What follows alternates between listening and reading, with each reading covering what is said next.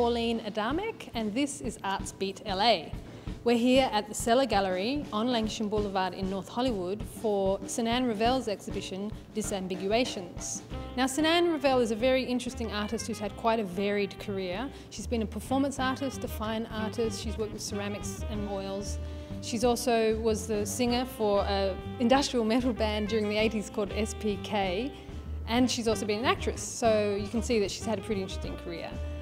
For this particular exhibition, she took a new direction with conceptual photography, so let's go check it out. This new show is a collection of my last 5 years' work in conceptual photography, and disambiguations is a term that refers to the clarification of ambiguity. And my point is that you can never remove ambiguity. The show is a series of self-portraits or selfless portraits where I depict and stage different scenes, quite famous ones sometimes, and I am both aggressor and victim. Well, they've certainly got a lot of wit to them and a bit of black humour, in fact. Well, I hope so. Black humour is the best humour. Sinan, for the past 10 years you've been best known as an artist who works with canvas and oils and also in the medium of ceramics. What prompted this change in direction? Well, I'm glad you asked. Yeah, I did do a lot of like beautiful paintings, the Butterfly series, which are very meditative and Buddhist inspired. But following the events of 9/11, I sort of became more of an activist, and it really linked a whole lot of feelings that I had with events of like the Vietnam War and Iraq and the Rodney King beating and the shooting of the Korean woman, of the young girl in LA. And so various politicized events just pushed me to do this series.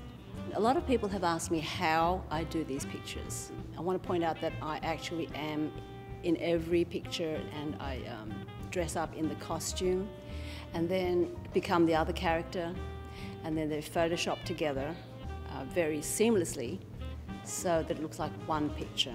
And sometimes it's quite complex. There are about 9 characters in some of the pictures. So. And you're every single person in the photo? Yeah. We have the capacity to be all these different people. When we see pictures from the media of, say, someone starving in Darfur or someone getting beaten up in Iraq, there's a lot of judgment goes on, and I wanted to say, you know, what would we do? We could easily be these people, or we are, we're connected. Oh, great. So let's take a tour of the exhibition. I actually play each of the 3 characters. A lot of people think this is the original image, but it's restaged, and we shot this in downtown LA. However, the background is the original photograph.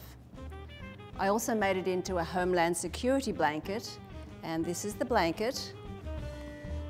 The Homeland Security blankets are my own little take on security blankets. And the Homeland Security blanket is an oxymoron, because security blankets are supposed to make you feel nice, warm and cozy, but my Homeland Security blankets are supposed to make you feel very uncomfortable with your politics. So I believe this is the only photograph in the series that you staged in Australia. Yeah, this one was shot in Australia. It's called The End of the Dream Time, and it's a comment on the Aboriginals and what they've been reduced to, which is really quite sad. The next one was, this one's shot in New York. It's sex slaves, and this is LA, shooting, border patrol, homeless and hungry, and... Oh, I love this one. It's got a lot of wit and sexuality to it. Schoolgirl. Yeah, it's quite funny. But my favourite is this one, the bling bling one. This is quite funny. Is it a comment on like the shallowness of LA society? Or... Oh, it's up to you. I'm not going to divulge. Oh, no, I'll be intellectually dishonest there. Oh, okay, fine. No, that's fine. I agree. You should really let the audience, you know, talk, you know, apply their own interpretation. Yeah, thank you. So Sinan, is this really you in all these shots?